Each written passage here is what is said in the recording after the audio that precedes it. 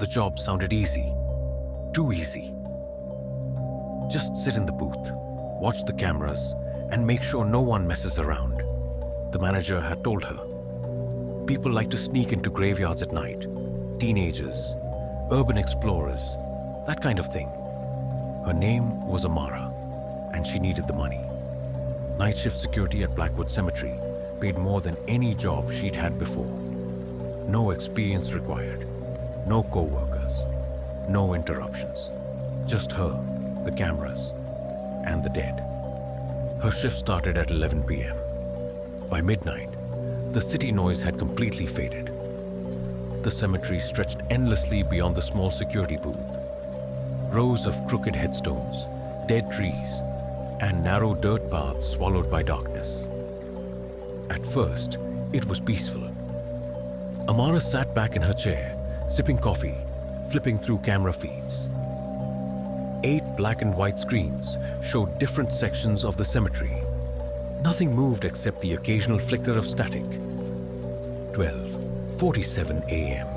She noticed something odd. Camera 3, section C. There was a figure standing between 2 graves.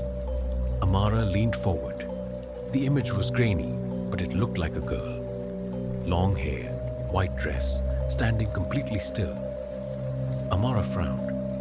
"Great," she muttered. First night and already dealing with trespassers. She picked up the radio. "Hey,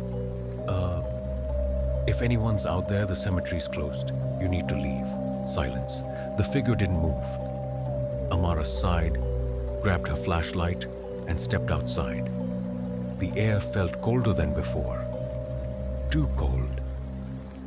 Her breath came out in visible clouds as she walked down the gravel path towards Section C. The beam of her flashlight cut through the darkness, illuminating headstones one by one. "Hello?" she called out. "You can't be here." No response. When she reached the spot shown on camera 3, there was no one there, just empty space between 2 old graves. Amara turned slowly, scanning the area. Nothing. She let out a nervous laugh. "Okay, just shadows." She headed back to the booth, but when she sat down and looked at the monitors again, the girl was back. Same spot, same still posture. Amara's smile faded.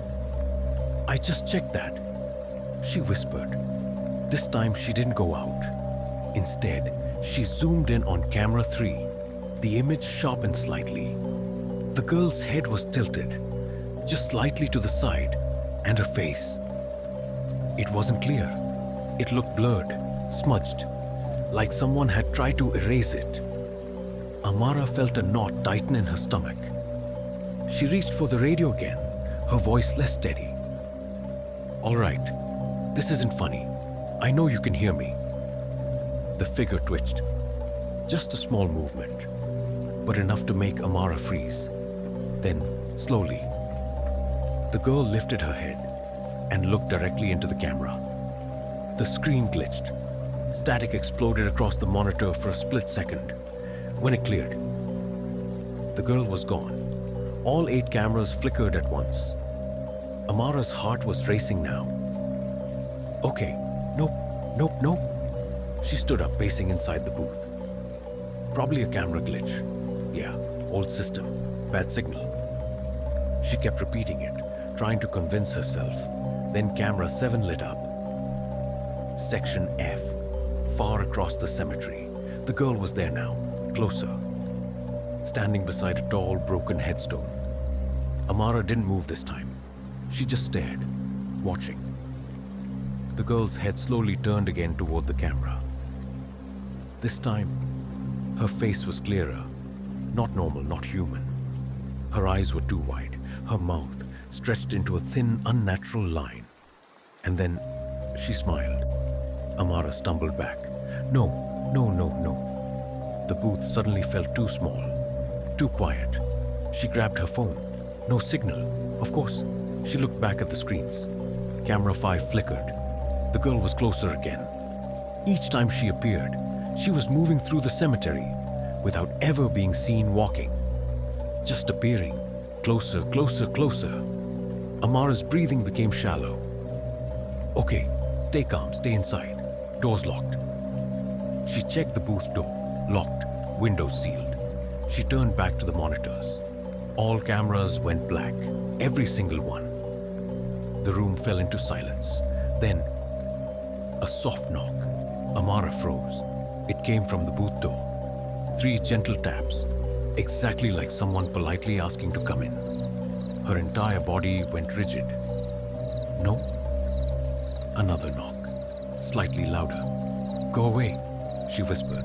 The handle rattled, slowly, testing the lock. Amara backed away until she hit the wall. Go away, she shouted. The knocking stopped. Silence. Then, a voice, soft, right outside the door. You saw me. Amara covered her mouth. The voice sounded wrong, like multiple voices speaking at once, slightly out of sync. Now I see you.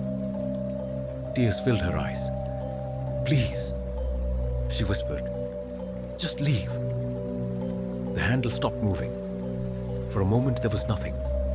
Then a loud bang. The entire door shook violently. Amara screamed.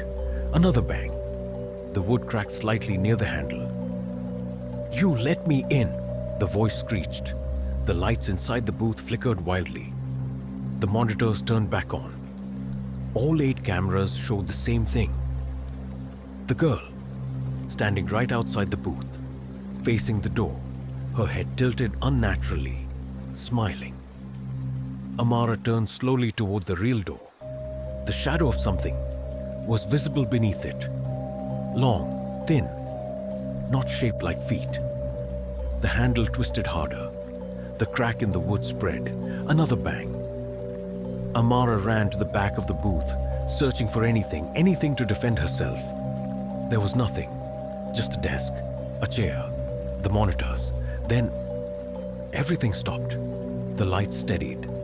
The door went still. The cameras returned to normal. Empty cemetery. No figure.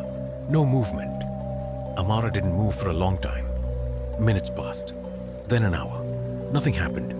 Eventually, she forced herself to stand. Slowly, she approached the door. Her hand trembled as she reached for the handle. Don't, she whispered to herself. But she needed to know. She unlocked it and pulled the door open. The cemetery was silent, empty, cold. No sign of anything. Amara exhaled shakily. It's over. Then she noticed something on the ground. Right outside the booth, a single footprint, deep, pressed into the dirt, not shaped like a human foot. Long, thin, almost like fingers. Amara stepped back, her heart pounding again. Then, behind her, the monitors flickered. She turned slowly. All 8 screens showed the inside of the booth, from different angles, watching her. And in every single screen, standing right behind her, was the girl, smiling wider than before. Amara didn't turn around. She couldn't, because she could feel it now, breathing, right behind her ear. You left the door open.